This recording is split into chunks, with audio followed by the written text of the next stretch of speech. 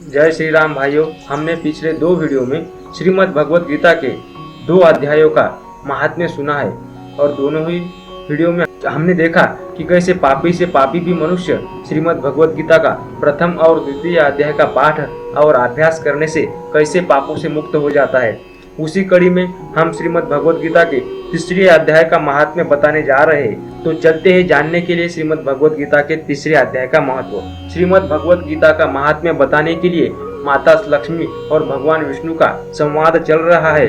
उसके आगे अब श्री भगवान कहते हैं, प्रिय, जनस्थान में एक जड़ नामक ब्राह्मण था जो कौशिक वंश में उत्पन्न हुआ था। उसने अपना जातीय धर्म छोड़कर व्यापारिक वृत्ति में मन लगाया। उसे पराई स्त्रियों के साथ व्यभिचार करने का व्यसन पड़ गया था। वह सदा जुआ खेलता, शराब पीता और शिकार खेलकर जीवों की हिंसा करता था। इसी प्रकार उसका समय बीतता था। धन नष्ट हो जाने पर वह व्यापार के लिए बहुत दूर उत्तर दिशा में चला गया। वहां से धन कमाकर घर की ओर लौटा। बहुत दूर तक का रास्ता उसने तय कर लिया था। एक दिन सूर्यास्त हो जाने पर जब 10 दिशाओं में अंधकार फैल गया, तब एक वृक्ष के नीचे उसे लुटेरों ने धर दबाया और शीघ्र ही उसके प्राण ले लिए। उसके धर्म का लोप हो गया था, इसलिए वह बड़ा भयानक प्रेत हुआ। उसका पुत्र बड़ा ही धर्मात्मा और वेदों का विद्वान था। उसने अब तक पिता के लौट आने की राह देखी। जब वे नहीं आए तब उसका पता लगाने के लिए वह स्वयं भी घर छोड़कर चल दिया।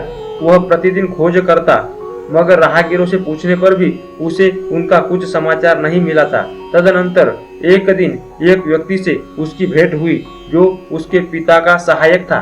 उससे सारा हाल जानकर उसने पिता की मृत्यु पर बहुत शोक किया। वह बड़ा बुद्धिमान था। बहुत कुछ सोच विचार कर पिता का पारलौकिक कर्म करने की इच्छा से आवश्यक सामग्री साथ ले उसने काशी जाने का विचार किया। मार्ग में 7-8 मुक्काम डालकर वो 9वें दिन उसी वृक्ष के नीचे आ पहुंचा जहां उसके पिता मारे गए थे। उस स्थान पर उसने संध्या वंदन की और गीता के तीसरे अध्याय का पाठ किया। उसी समय आकाश में बड़ी भयानक आवाज हुई। उसने पिता को भयंकर आकार में देखा। फिर तुरंत ही अपने सामने आकाश में उसे एक सुंदर विमान दिखाई दिया जो तेज से व्याप्त था। उसमें अनेक क्षुद्र घंटिकाएं लगी थी। उसके तेज से समस्त दिशाएं आलोकित हो रही थी। यह दृश्य देखकर उसके चित्त की व्यग्रता दूर हो गई। उसने विमान पर अपने पिता को दिव्य रूप धारण किए विराजमान देखा।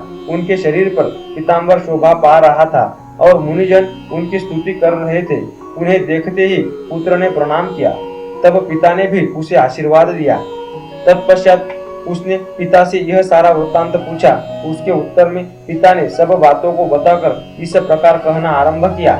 दैववश मेरे निकट गीता के तृतीय अध्याय का पाठ करके तुमने इस शरीर के द्वारा किए हुए दुष्कर्म बंधन से मुझे छुड़ा दिया। अतः अब घर लौट जाओ, क्योंकि जिसके लिए तुम काशी जा रहे थे वह प्रयोजन इसी समय तृतीय अध्याय के पाठ से ही सिद्ध हो गया है। पिता के इस प्रकार कहने पर पुत्र ने पूछा, तात, मेरे हित का उपदेश दीजिए और कोई कार्य जो मेरे लिए करने योग्य है बतलाइए। पिता ने कहा, हे अनग, तुम्हें यही कार्य फिर करना है। मैंने जो कर्म किए हैं वही मेरे भाई ने भी किए थे।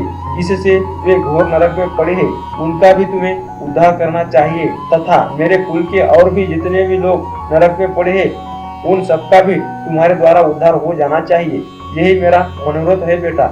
जिस साधन के द्वारा तुमने मुझे संकट से छुड़ाया है उसी का अनुष्ठान औरों के लिए भी करना उचित है। उसका अनुष्ठान करके उससे होने वाला पुण्य उन नारकीय जीवों को संकल्प करके दे दो। इससे वे समस्त पूर्वज मेरी ही तरह यातना से मुक्त हो अल्प समय में ही श्री विष्णु के परम पद को प्राप्त हो जाएंगे। तात, यदि ऐसी बात है और आपकी भी ऐसी रुचि है तो मैं समस्त नारकी जीवों का नरक से उद्धार कर दूंगा। यह सुनकर उसके पिता बोले, बेटा एवं अस्तु, तुम्हारा कल्याण हो। मेरा अत्यंत प्रिय कार्य संपन्न हो गया। इस प्रकार पुत्र को आश्वासन देकर उसके पिता भगवान विष्णु के परम धाम को चले गए। तत्पश्चात वह भी लौटकर जनस्थान में आया। परम सुंदर भगवान श्री कृष्ण के मंदिर में उनके समक्ष बैठकर पिता के आदेशानुसार गीता के तीसरे अध्याय का पाठ करने लगा। उसने नारकीय जीवों का उद्धार करने की इच्छा से गीता के पाठ का सारा पुण्य संकल्प करके दे दिया। इसी बीच में भगवान विष्णु के दूत नरक यातना भोगने वाले नरक के जीवों को छुड़ाने के लिए यमराज के पास गए। यमराज ने नाना प्रकार के सत्कारों से उनका पूजन किया और कुशलता पूछी। वे बोले, धर्मराज, हम लोगों के लिए सब और आनंद ही आनंद है। इस प्रकार सत्कार करके पितृलोक के सम्राट परम बुद्धिमान यम ने विष्णु दूतों से यमलोक में आने का कारण पूछा। तब विष्णु दूतों ने कहा, यमराज, शेष शैया पर शयन करने वाले भगवान विष्णु ने हम लोगों को आपके पास कुछ संदेश देने के लिए भेजा है। भगवान हम लोगों के मुख से आपकी कुशलता पूछते हैं और यह आज्ञा देते हैं, आप नरक में पड़े हुए समस्त प्राणियों को छोड़ दे।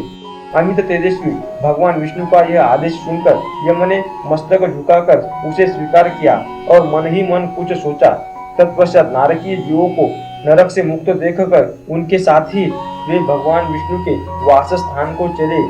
यमराज श्रेष्ठ विमान के द्वारा जहाँ क्षीर सागर है वहां जा पहुँचे। उसके भीतर कोटि कोटि सूर्यों के समान कांतिमान नील कमल दल के समान श्याम सुंदर लोकनाथ जगत गुरु श्री हरि का उन्होंने दर्शन किया। भगवान का तेज उनकी शैया बने हुए शेषनाग के फणों के मणियों के प्रकाश से दुगना हो रहा था। वे आनंद युक्त दिखाई दे रहे थे। उनका हृदय प्रसन्नता से परिपूर्ण था। भगवती लक्ष्मी अपनी सरल चितवन से प्रेम पूर्वक उन्हें बार बार निहार रही थी। चारों ओर योगीजन भगवान की सेवा में खड़े थे। ध्यानस्थ होने के कारण उन योगियों की आंखों के तारे निश्चल प्रतीत होते थे। देवराज इंद्र अपने विरोधियों को परास्त करने के उद्देश्य से भगवान की स्तुति कर रहे थे। ब्रह्मा जी के मुख से निकले हुए वेदांत वाक्य मूर्तिमान होकर भगवान के गुणों का गान कर रहे थे। भगवान पूर्णतः संतुष्ट होने के साथ ही समस्त योनियों की ओर से उदासीन प्रतीत होते थे। जीवों में से जिन्होंने योग साधन के द्वारा अधिक पुण्य संचय किया था, उन सबको एक ही साथ वे कृपा दृष्टि से निहार रहे थे। भगवान अपने स्वरूप भूत अखिल चराचर जगत को आनंद पूर्ण दृष्टि से आनंदित कर रहे थे। शेषनाग की प्रभा से उद्भासित और सर्वत्र व्यापक दिव्य विग्रह धारण किए नील कमल के सदृश श्याम वर्ण वाले श्री हरि ऐसे जान पड़ते थे मानो चांदनी से घिरा हुआ आकाश सुशोभित हो रहा हो। इस प्रकार भगवान की झांकी के दर्शन करके यमराज अपनी विशाल बुद्धि के द्वारा उनकी स्तुति करने लगे। यमराज बोले, संपूर्ण जगत का निर्माण करने वाले परमेश्वर, आपका अंतःकरण अत्यंत निर्मल है। आपके मुख से ही वेदों का प्रादुर्भाव हुआ है। आप ही विश्व स्वरूप और इसके विधायक ब्रह्मा है। आपको नमस्कार है। अपने बल और वेग के कारण जो अत्यंत दुर्धर्ष प्रतीत होते हैं, ऐसे मदांधों का अभिमान चूर्ण करने वाले भगवान विष्णु को नमस्कार है। पालन के समय सत्वमय शरीर धारण करने वाले विश्व के आधारभूत सर्वव्यापी श्री हरि को नमस्कार है। समस्त देहधारियों की पातक राशि को दूर करने वाले परमात्मा को प्रणाम है। जिनके ललाटवर्ती नेत्र के तनिक सा खुलने पर भी आग की लपटें निकलने लगती है, उन रुद्र रूपधारी आप परमेश्वर को नमस्कार है। आप संपूर्ण विश्व के गुरु, आत्मा और महेश्वर है। अतः समस्त वैष्णव जनों को संकट से मुक्त करके उन पर अनुग्रह करते हैं। आप माया से विस्तार को प्राप्त हुए अखिल विश्व में व्याप्त होकर भी कभी माया अथवा उससे उत्पन्न होने वाले गुणों से मोहित नहीं होते। माया तथा मायाजनित गुणों के बीच में स्थित होने पर भी आप पर उनमें से किसी का प्रभाव नहीं पड़ता। आपकी महिमा का अंत नहीं है, क्योंकि आप असीम है। फिर आप वाणी के विषय कैसे हो सकते हैं? अतः मेरा मौन रहना ही उचित है।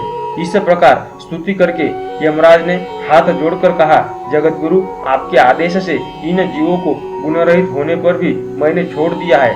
अब मेरे योग्य और जो कार्य है उसे बताइए।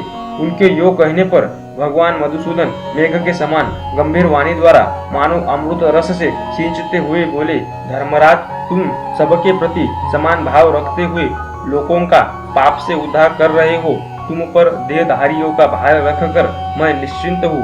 अतः तुम अपना काम करो और अपने लोक को लौट जाओ। यह कहकर भगवान अंतर्धान हो गए। यमराज भी अपनी पुरी को लौट आए।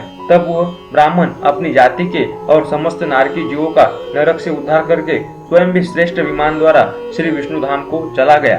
तो दोस्तों, इस तरह हमने देखा कि श्रीमद् भगवद गीता के तृतीय अध्याय का पाठ करने से कैसे बड़ा से बड़ा पापी भी पाप मुक्त होकर स्वयं भगवान विष्णु के विष्णु धाम में चला जाता है और परम पद को प्राप्त होता है। इसी तरह हम भी श्रीमद् भगवद गीता का पाठ करके पुण्य का लाभ लेवे और आप सभी पर भगवान विष्णु की असीम कृपा बनी रहे। इसी शुभ मंगल कामना के साथ यह वीडियो पूरा देखने और यह कथा पूरी सुनने के लिए दिल की गहराइयों से मैं आपका धन्यवाद करता हूँ।